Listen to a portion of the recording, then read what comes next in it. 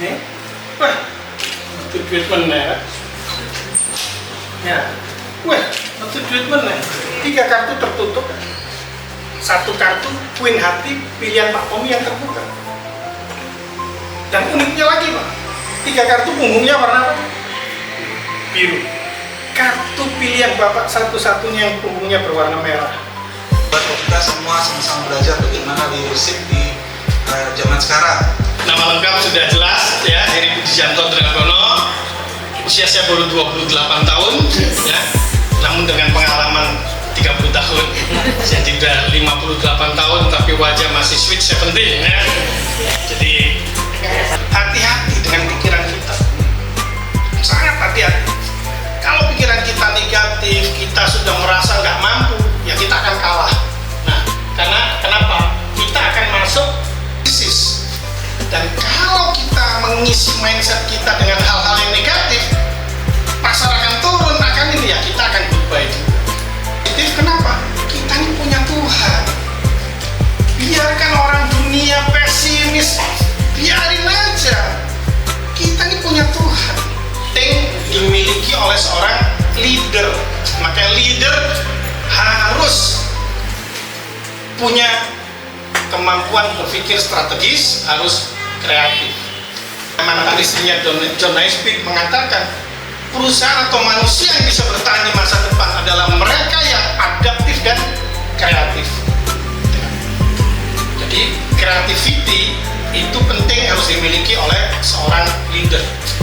Creativity is the most. Badragon itu saya ya, Badragonnya.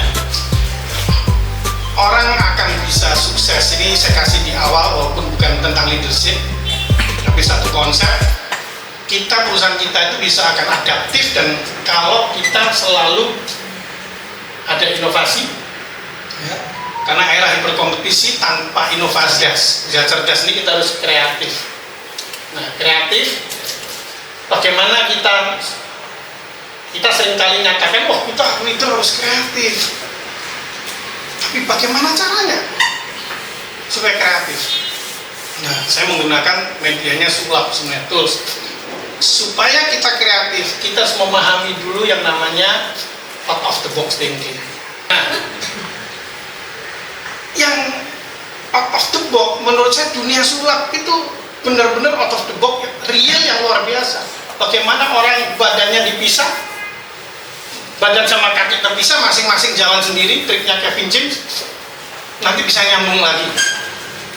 Orang bilang, wih kuasa gelap, waduh, ini enggak ada kuasa gelap sama sekali kalau kita tahu triknya, ini dong sih. Nah, bahwa kita ini sebagai leader itu bukan dilayani.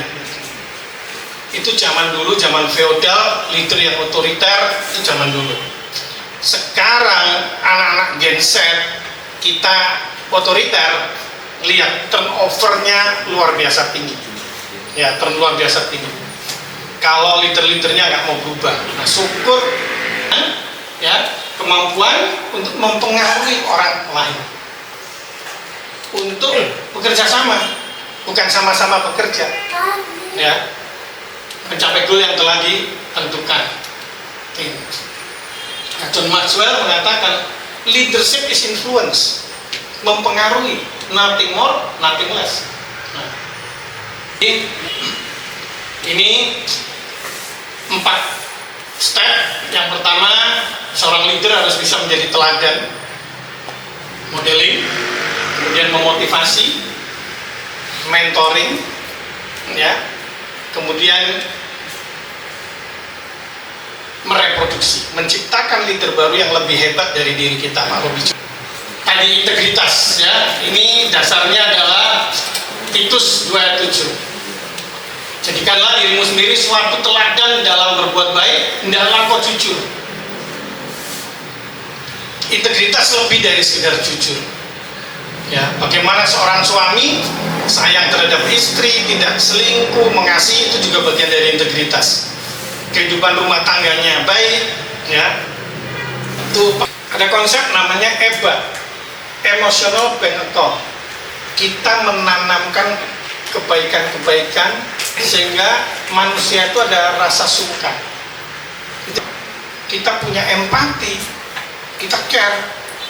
Ini yang namanya jurus Dewa Meraga Sukma. Istilah saya ya, padahal sebenarnya perhatian ini hal yang simpel ya, membuat mereka merasa diperhatikan. MIT ya, risetnya MIT, kalau kita care pada karyawan, inovasi meningkat 2 kali lipat. Kita memberikan customer satisfaction pada employee, pada karyawan, karyawan kita akan memberikan customer satisfaction juga kepada konsumen, sehingga customer satisfaction index-nya naik juga 2 kali lipat ya. Nah, coaching dan konseling ini yang harus, kalau coaching itu tentang kerjaan, tapi pengalaman saya sebagai leader, coaching itu paling 10-20%, 80%-nya adalah konseling. Naik. Nah, saya kasih contoh ini. Kesuksesan dan performa kerja Anda bermula dari hubungan keluarga yang, kemudian sebagai leader, saya ada kebiasaan namanya WWE, woro-woro isu. Tiap hari gantian siapa yang sharing, ya, testimonial sharing, apapun yang lucu-lucu, siraman rohani bisa, ya. Yang penting dalam setengah jam itu kita happy, supaya endorfin tersekresi.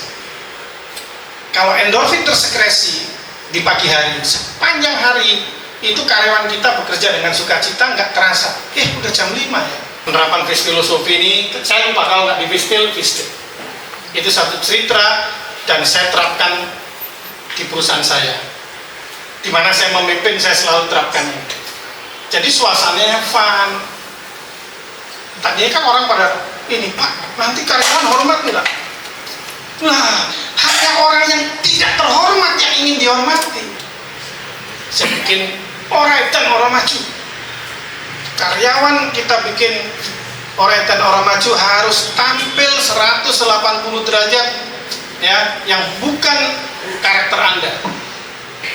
Nih, buat mereka segan, bukan ditakuti, ya. Jadi, tapi disegani. Jangan asuh banyak. Kebaikan, kesetiaan, lemah lembut. Nah, ini semua ciri-ciri servant atau horizontal leader.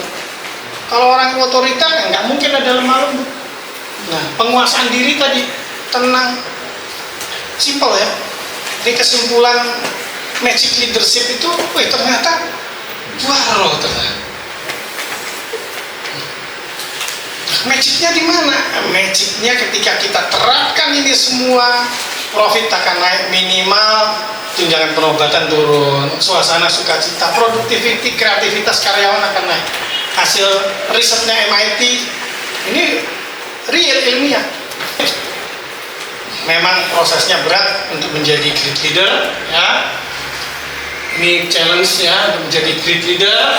Tapi kondisi sulit itu merupakan jalan Tuhan untuk menyaring mana leader yang intan, mana yang arah, mana yang pintar cari solusi sehingga profit dan market share naik, mana yang pintar cari alasan, mana winner, mana loser, ya. Nah, biasanya orang ketakutan. Saya menggunakan jalan di atas beling ini untuk mereduksi mental block. Kita punya pengalaman bagaimana mengalahkan ketakutan. Biasa saya tutup dengan jalan di atas beling supaya kita punya. Biasanya juga saya ngajak naik gunung, mencoba belajar yang namanya emotional mastery. Bagaimana kita bisa memotivasi orang lain kalau kita nggak bisa memotivasi diri sendiri? Saya bilang kita harus bisa memotivasi diri. Bagaimana kita mau memotivasi orang lain kalau kita tidak bisa memotivasi diri sendiri? Sebagai akhir, tadi banyak di internet lah, apa itu bos, apa itu leader, ya.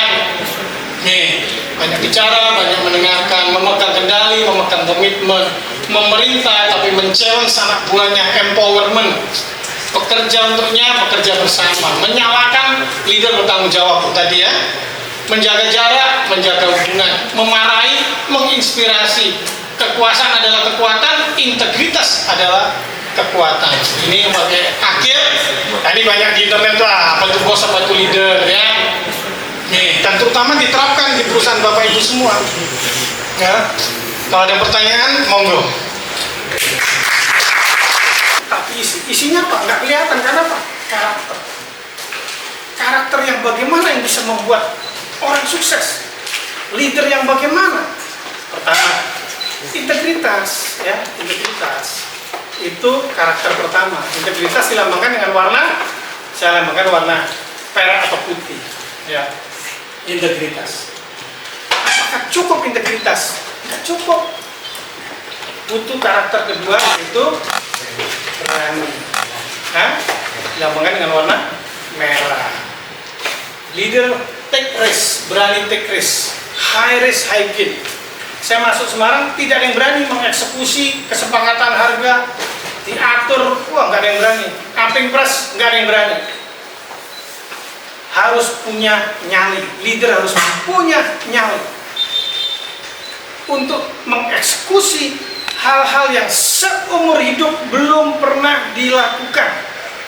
Karena Einstein mengatakan kegilaan, insanity, gendeng adalah orang yang melakukan hal yang sama terus-menerus tapi mengharapkan hasil yang berbeda. Itulah orang gendeng.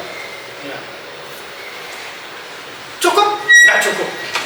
Butuh karakter yang ketiga, yaitu kreatif. Dilambangkan dengan warna biru. Ya, orang-orang kreatif, orang-orang spiritual, auranya itu kan berwarna biru. Kalau auranya merah orange itu orang pemarah, ya.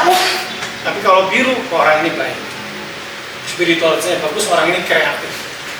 Dilambangkan dengan warna biru. Apakah cukup?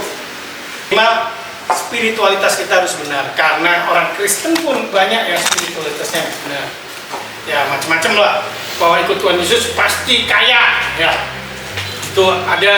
Tapi tidak mau pikul salib, ya, yaitu tergantung sudut pandang masing-masing.